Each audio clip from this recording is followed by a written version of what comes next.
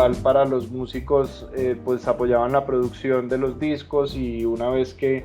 los músicos, digamos, sacaban al mercado sus discos, entonces las personas que habían aportado tenían un beneficio o recibían el disco y un regalo, algo por el estilo. Eh, Fueron después surgiendo algunas plataformas para empresas emergentes. Ahora vamos a ver unos ejemplos de esas plataformas, pero pues básicamente buscando financiar proyectos, ideas, y esto pues ha evolucionado mucho hasta lo que tenemos hoy en día, en donde también hay plataformas de caridad, como les decía, con el tema de donaciones para apoyar pues campañas solidarias y temas humanitarios. Y digamos que lo más novedoso de inversión colaborativa, que son plataformas ya especializadas en sacar adelante negocios y empresas. Esta foto de la Estatua de la Libertad está ahí simplemente para contarles que cuando los franceses le dijeron a Estados Unidos que le iban a regalar la Estatua de la Libertad, ellos tenían que construir este pedestal que ustedes ven acá, y cuando iban en el segundo piso se quedaron sin plata, y el gobierno de Nueva York y el gobierno federal decidieron que no iban a hacer aportes para completar la construcción del pedestal. Entonces un editor de un periódico muy conocido, que era el señor Pulitzer, el mismo del premio,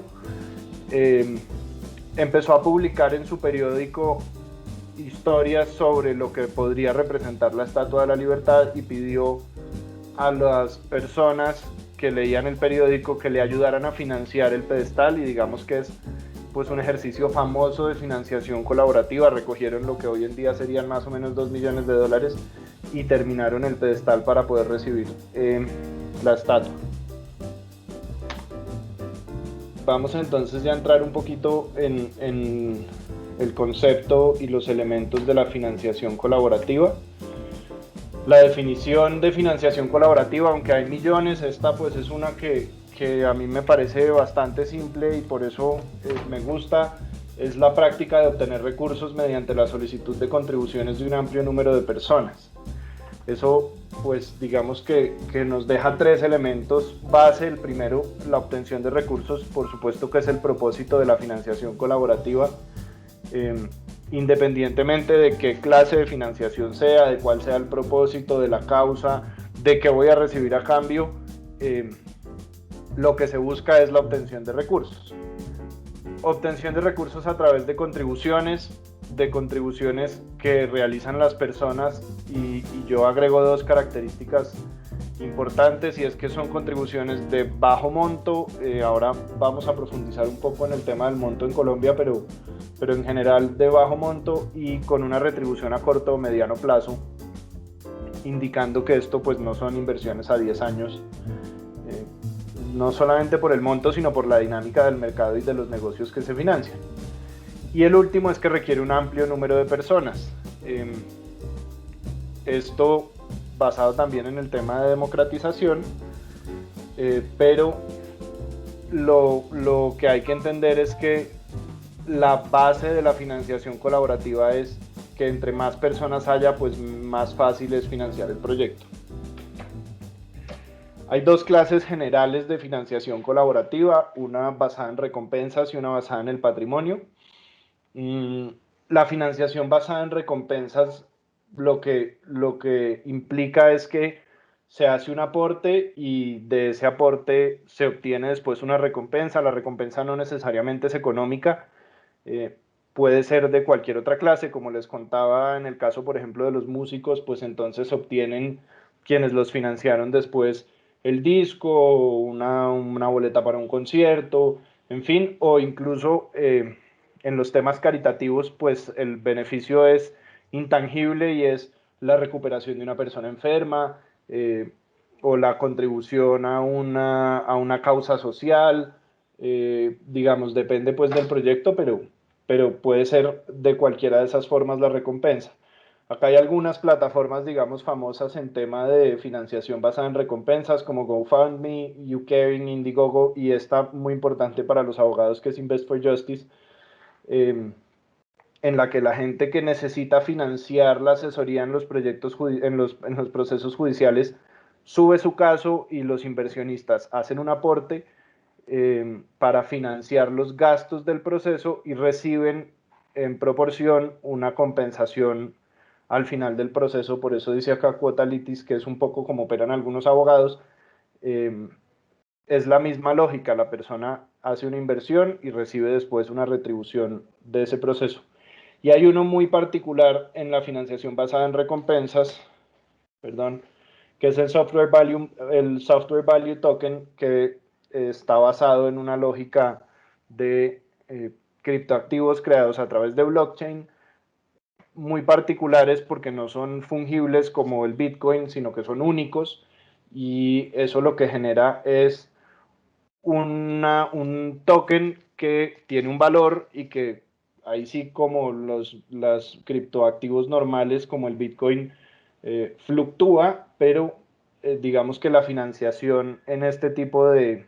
proyectos lo que busca es obtener uno de esos tokens que pues son escasos y tienen una posibilidad de aumentar su valor en el tiempo según le vaya al proyecto una vez que se ha lanzado al mercado. Por otro lado, tenemos la financiación basada en patrimonio, que es en la que nos vamos a concentrar en lo que nos queda de tiempo. Básicamente lo que busca es recaudar capital para las empresas o los negocios, y esto se puede hacer a través de una inversión cuya retribución son acciones de, de la empresa que está, digamos, involucrada en el negocio, o títulos de deuda a corto plazo que se emiten a través del mercado de capitales, como ya vamos a ver ahora más adelante en el marco jurídico. Esto pues para empresas, emprendimientos o proyectos productivos. Acá hay, digamos, tres ejemplos de cómo podría funcionar la financiación basada en patrimonio. La primera es Adoscenso, eh, es un mecanismo de la Bolsa de Valores de Colombia que ha financiado exitosamente muchos proyectos en el último año. El segundo es TRI, es la primera entidad vigilada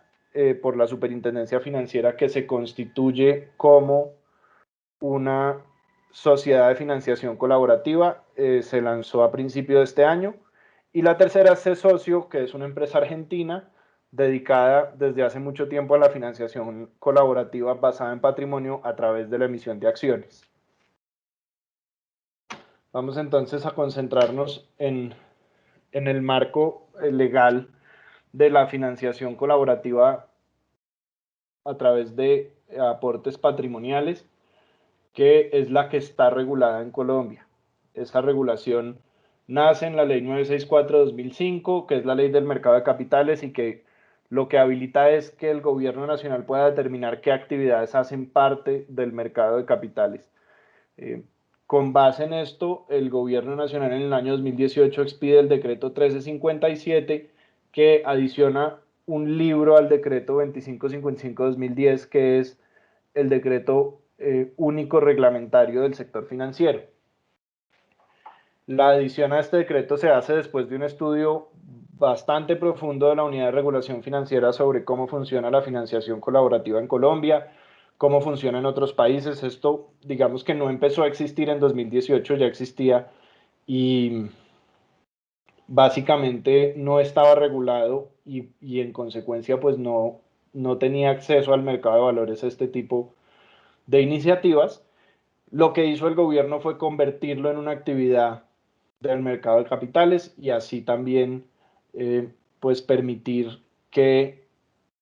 muchas más personas accedan legalmente a este tipo de servicios. Esto tenía unos inconvenientes iniciales, que era si una empresa quería adelantar un proyecto de financiación colaborativa y lo hacía a través de acciones, entonces se enfrentaba al riesgo de que se considerara una oferta pública de acciones y tuviera pues las sanciones de ley por no haber registrado la emisión y no registrarse como un emisor. Y fuera de eso, implicaba pues un bloqueo total para las sociedades por acciones simplificadas que no tenían acceso al mercado de capitales por disposición legal. Por otro lado, si lo hacían a través del crédito, de la financiación como deuda, recibían unos recursos a título de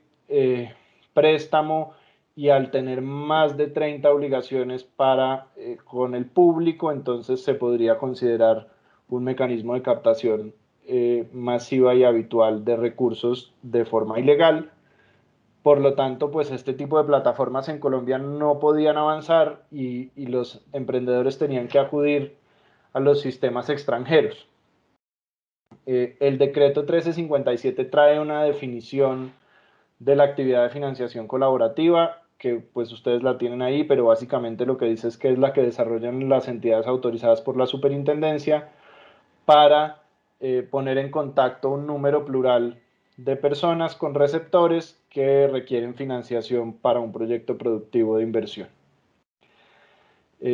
Como ven de esta definición, como ya les había adelantado, pues excluye la financiación colaborativa de recompensa, y la razón de esto es que para que sea una actividad clasificada dentro del mercado de capitales, pues requiere que haya efectivamente un movimiento de valores. Entonces, la base de la financiación colaborativa en Colombia es los valores representativos de deuda y los valores representativos de capital. Ese decreto 1357 tiene, digamos, todo el régimen aplicable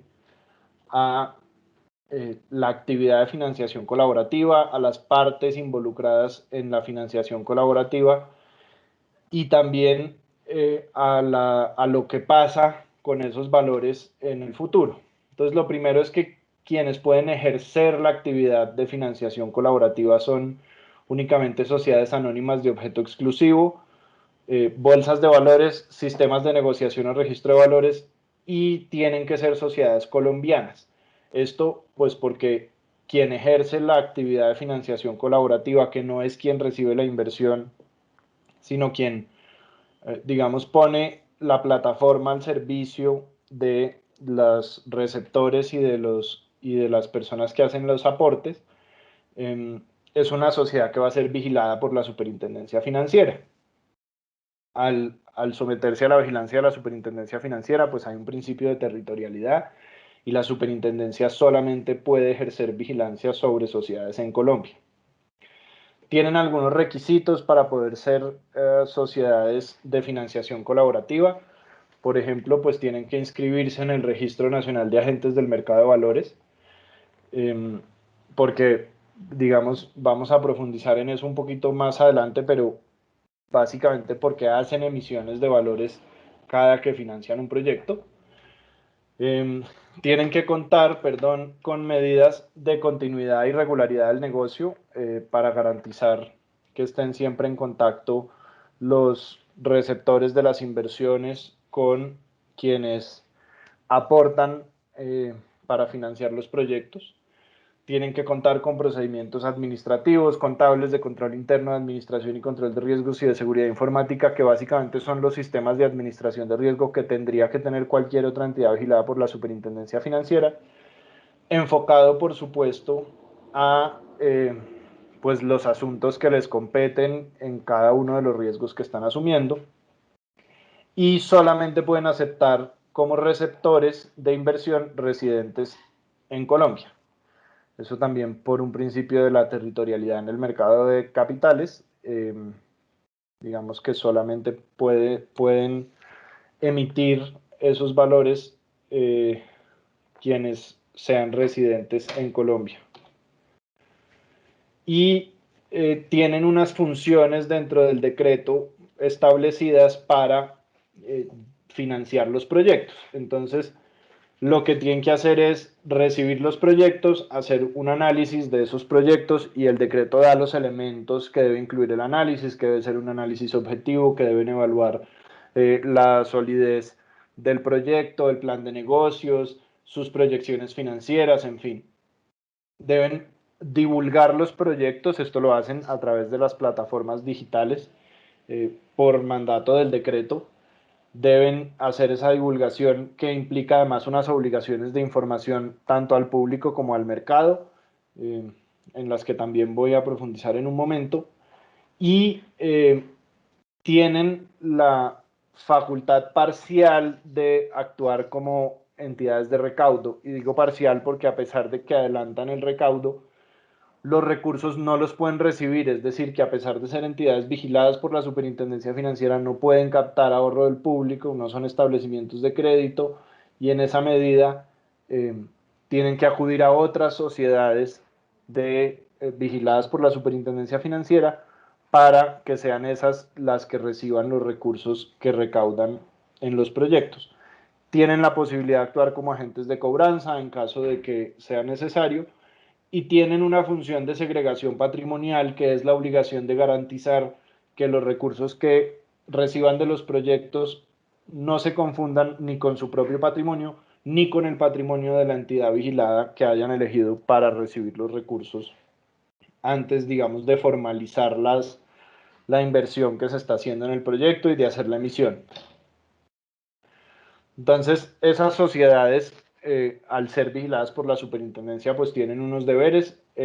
Lo que dice el decreto es que tienen que expedir un reglamento de funcionamiento. Ese reglamento incluye no solamente el funcionamiento interno de la sociedad, sino también la forma en la que funciona el sistema de financiación de los proyectos y tiene las reglas de juego sobre la aplicación de los proyectos, la divulgación, etcétera. Tienen que establecer un procedimiento de clasificación de proyectos según el propósito, si es un proyecto productivo agropecuario, si es un proyecto tecnológico, en fin, dependiendo pues también del reglamento que establezca la sociedad, pero tienen que poderlos clasificar. Tienen que hacer un proceso de conocimiento del cliente objetivo y tienen que cumplir los requisitos de prevención del riesgo de lavado de activos y financiación del terrorismo. Ese conocimiento del cliente es muy importante porque aplica tanto a los proyectos que son los receptores como a los aportantes y le permite a la sociedad hacer una distinción entre qué clase de aportantes tiene. Decimos que es un proceso objetivo porque no se valora la capacidad del aportante, ni se valora las condiciones en las que acude a hacer las inversiones, sino que hay unos criterios objetivos que le permiten a la sociedad aceptar o no aceptar como aportante o como proyecto receptor a una aplicación determinada. Tienen unas obligaciones de información al público sobre las condiciones de la emisión. Si la emisión es por un periodo inferior a un año, entonces pues tiene que ser por el tiempo que dure la emisión. Si es por un periodo superior a un año, tiene que ser hasta un año después de haber realizado la emisión, que esa información tiene que estar disponible para el público. Tienen una obligación de información a los operadores de información financiera sobre cada una de las transacciones que realizan. El decreto 1357 establecía que esto se debía hacer en un plazo de 3 días. Ahora vamos a ver que con los decretos de COVID esto se amplió porque digamos que lo que se estaba buscando era reactivar los procesos de financiación y bajar un poco la carga de obligaciones que tenían estas sociedades. Deben llevar un registro de receptores y aportantes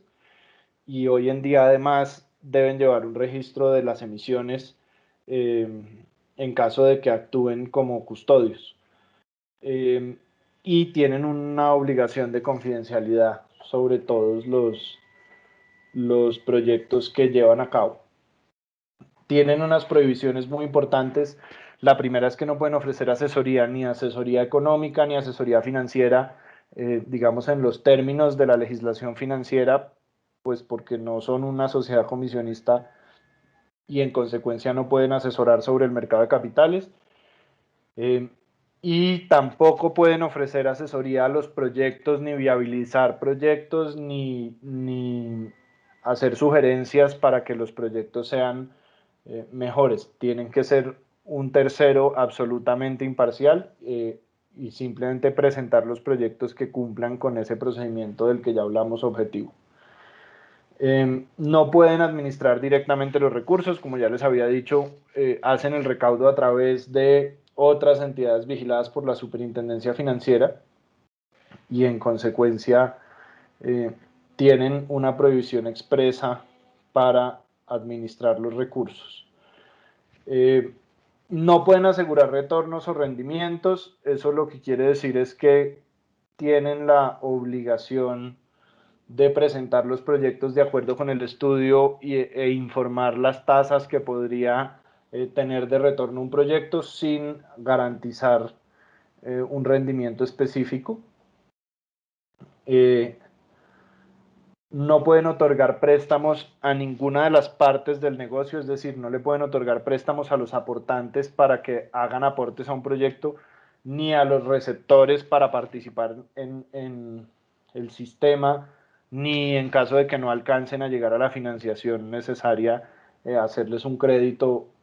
para continuar con su empresa. Y no pueden actuar como receptores, no se pueden financiar a través de sus propios sistemas. Abajo está pues la información que tienen que darle a los aportantes en general para poder llevar a cabo un proceso de financiación colaborativa. Esa información, digamos que como ustedes ven, pues es muy general, es el monto de la inversión, el monto mínimo, el monto máximo, el plazo, el precio de la emisión, la tasa de colocación en caso de que no haya precio, la tabla de amortización para los casos en que se trata de una financiación con deuda, las sanciones que puede haber por incumplimiento de los compromisos asumidos por el receptor,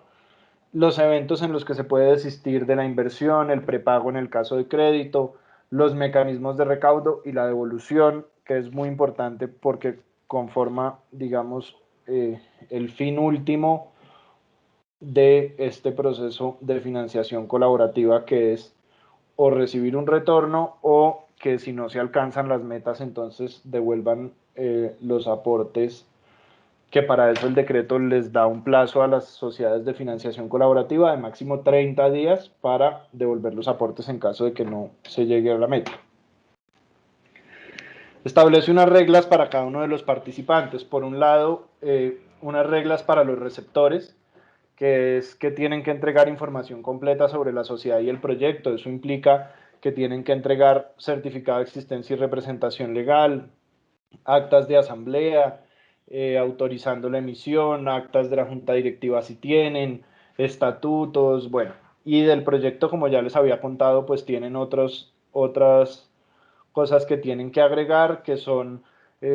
sus proyecciones financieras, su plan de negocios, su estrategia de mercadeo. Depende también de qué se establezcan los manuales. Hay unos montos máximos de inversión para cada proyecto. Estos montos se cambiaron con los decretos de COVID, entonces ahora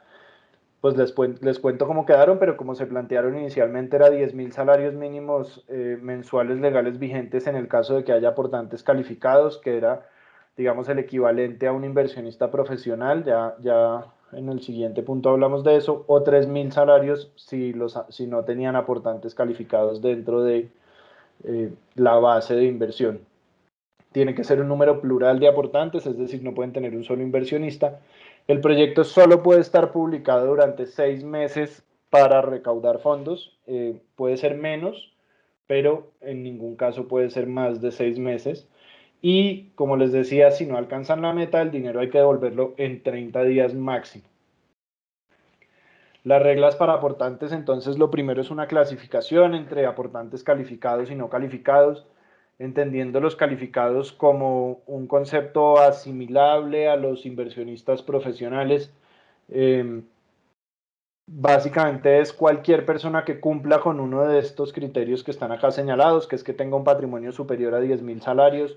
o un portafolio de inversión superior a 5.000, que sea un profesional del mercado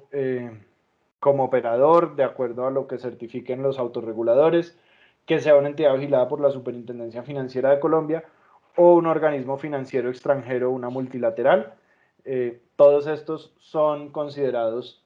aportantes calificados, y eso, pues, digamos, contar con este tipo de aportes lo que le permite a los proyectos es aumentar su límite de financiación. Y se consideran no calificados todos los que no cumplan con por lo menos una de las anteriores características. Los aportantes tienen que completar un formato de vinculación que lo que le permite a la sociedad básicamente es verificar si cumplen o no con los requisitos, y pues completan también un formulario de conocimiento del cliente, de temas de SARLAF, en fin. simplemente para llevar un registro completo de quiénes son las personas que hacen los aportes. Establece un límite patrimonial y esto es un tema que causó, digamos, mucho debate al interior de la Unidad de Regulación Financiera porque no en todos los países se imponen esta clase de límites y no en todos se impone en función del patrimonio o de los ingresos. Acá digamos que se optó por un sistema mixto en el que el límite es el 20% del patrimonio o los ingresos anuales del aportante, lo que resulte superior. Esto aplica únicamente a aportantes no calificados y les digo que es un sistema, digamos, que adopta dos tendencias. La primera es la de los ingresos y la segunda la del patrimonio. Hay muchos países en los que esto se segrega, hay unos en los que el límite es únicamente patrimonial, en otros es por ingresos, y es un límite normalmente un poco más bajo, pero digamos que en países como Colombia, donde la gente que acude al mercado de capitales no es mucha, pues sí era importante permitir que las personas hicieran inversiones un poco mayores para fomentar el crecimiento de estos proyectos de inversión. Tienen la obligación los aportantes de reportar cualquier cambio en la titularidad de las inversiones y hacer seguimiento a las inversiones y además comunicar cualquier gravamen que pueda recaer sobre los títulos de deuda o las acciones que adquieran una vez sean emitidas por las empresas financiadas. En cuanto a los valores, digamos que es el propósito final de estas sociedades de financiación colaborativa, pues es la emisión de estos valores de financiación colaborativa. eh, Tienen unas reglas específicas. Las emisiones que se llevan a cabo como consecuencia de un proceso de financiación colaborativa no son ofertas públicas de valores, no son ofertas de acciones y por lo tanto no tienen que cumplir con esas reglas. Como les dije, uno de los problemas a los que se enfrentaban las empresas en Colombia antes era que si acudían a esta clase de mecanismos sin regulación, corrían el riesgo de enfrentarse a una sanción por haber hecho una oferta pública de valores sin autorización de la Superintendencia Financiera y sin registros. Ni el emisor de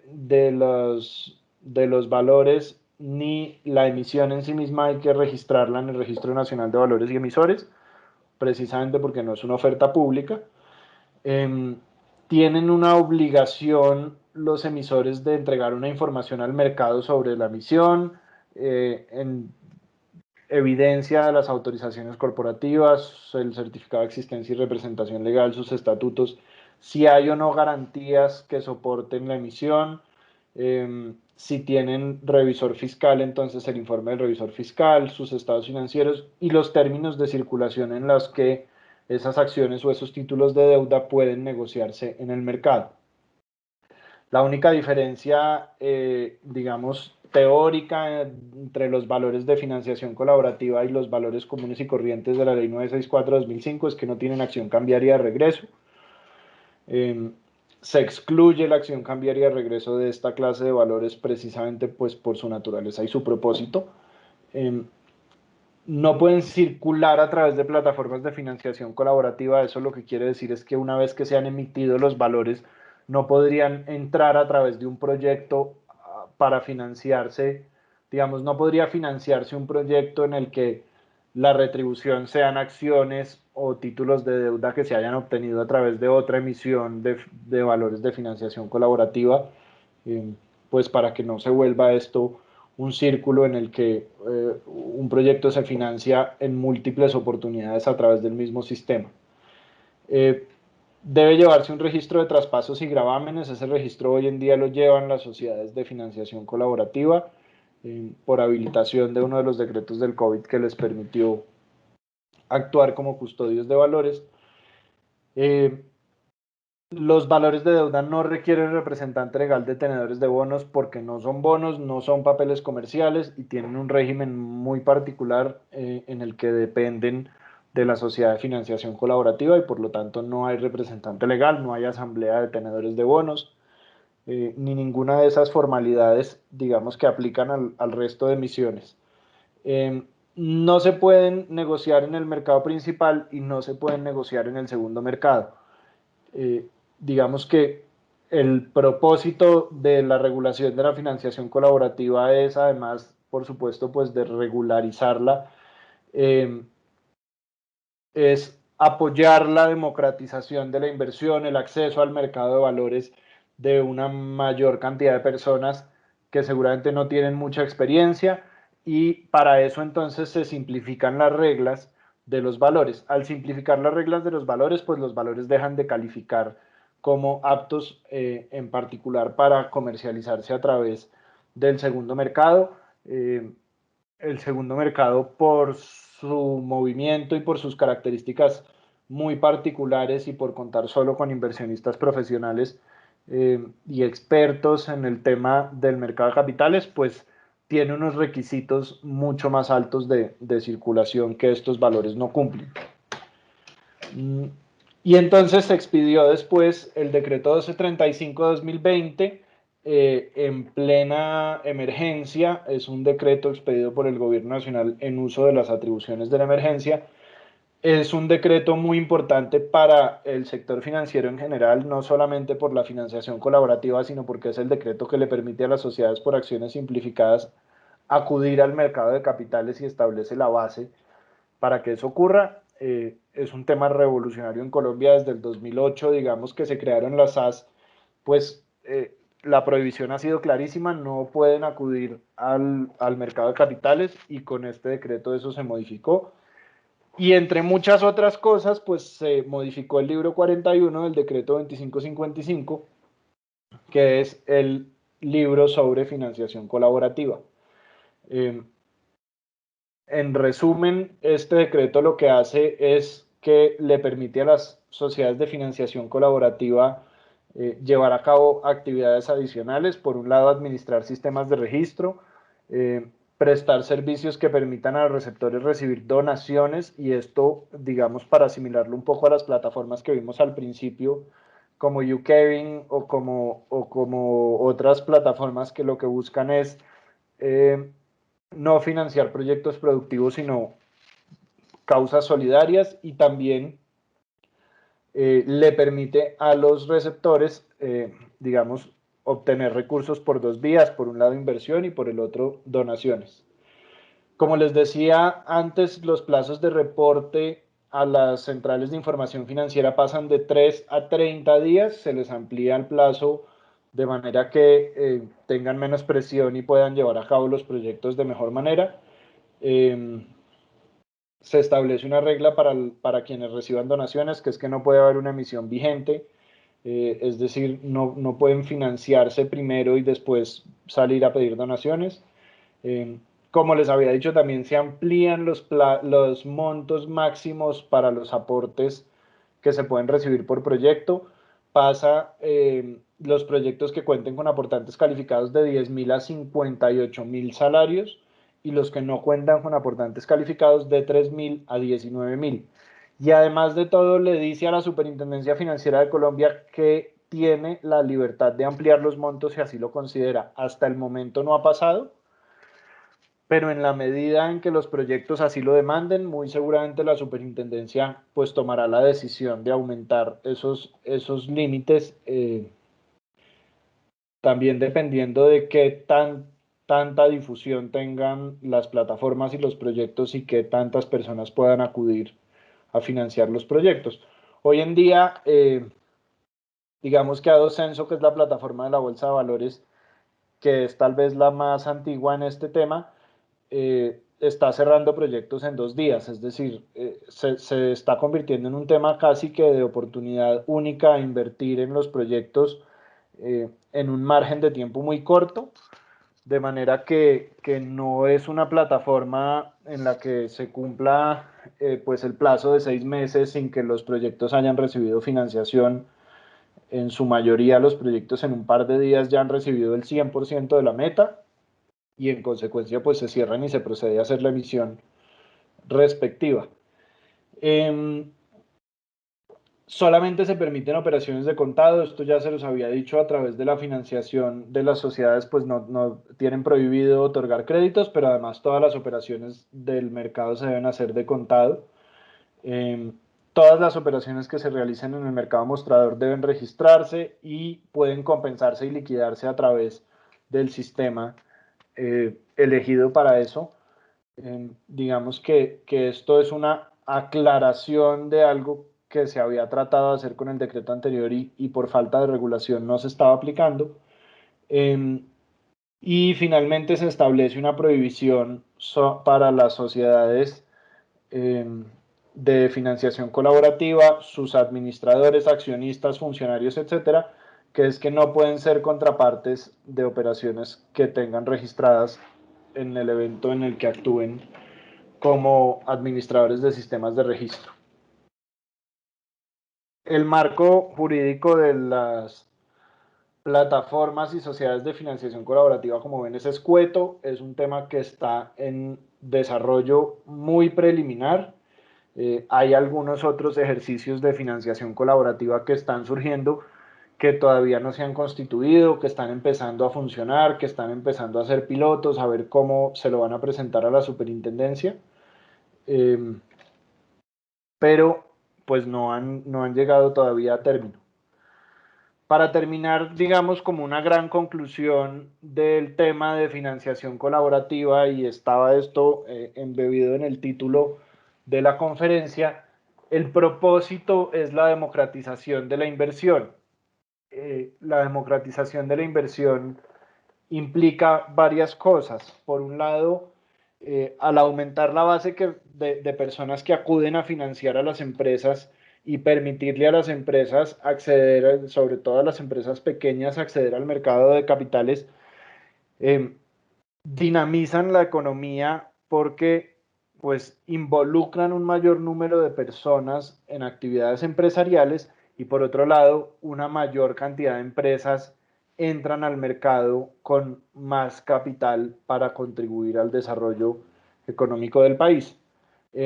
Pero por otro lado, ampliar la base de personas que acuden al mercado de capitales, pues le da liquidez al mercado, que era una de las medidas más urgentes que tenía el gobierno nacional como meta el año pasado, por las caídas que hubo con el tema del COVID. Y esto, pues digamos que es una medida que de pronto no tiene resultados inmediatos porque el tema de financiación colaborativa no tiene en este momento un alcance tan profundo en Colombia, pero lo que esperamos es que a medida que eh, todas estas iniciativas se vayan consolidando, entonces pues muchas más personas puedan usar este tipo de inversiones. Eh, yo creo, y esto ya es mi opinión personal, que esto es un poco como nos ha pasado con las fiducias y con los FICs, que hace muchos años pues nadie acudía a este tipo de inversiones. Ocasionalmente las personas con amplios excedentes de liquidez tenían inversiones a través de fiducias. Hoy en día cualquier persona hace aportes en un fondo de inversión colectiva a través de una aplicación o a través de su computador o de sus asesores eh, en las entidades bancarias. Eh, Tiene un avance importante en la medida en que simplifica las operaciones del mercado de capitales, eh, obviamente con la exclusión que les contaba ahora del segundo mercado, pero pues el mercado de capitales siempre se ha visto como un fenómeno incomprensible para la mayoría de personas, y lo que se logra con estas iniciativas es simplificarlo, que la información sea clara, que los prospectos de información sean sencillos, eh, que no tengamos, digamos, un mercado aislado y dedicado únicamente a recibir inversiones de profesionales, sino que cualquier persona pueda entender la dinámica del mercado y su funcionamiento y pueda hacer inversiones. Y entonces eso pues democratiza el mercado de valores y lo que hace es acercar el mercado de valores a las personas, digamos, que no se dedican a eso, pero que por una u otra razón tienen un excedente de liquidez que ya no tiene que ser grande para acudir al mercado. Simplemente cualquier excedente de liquidez puede invertirse en un proyecto y además impulsar, por supuesto, el desarrollo empresarial y el crecimiento del tejido social en Colombia, que es lo que se logra con la financiación de todos estos emprendimientos.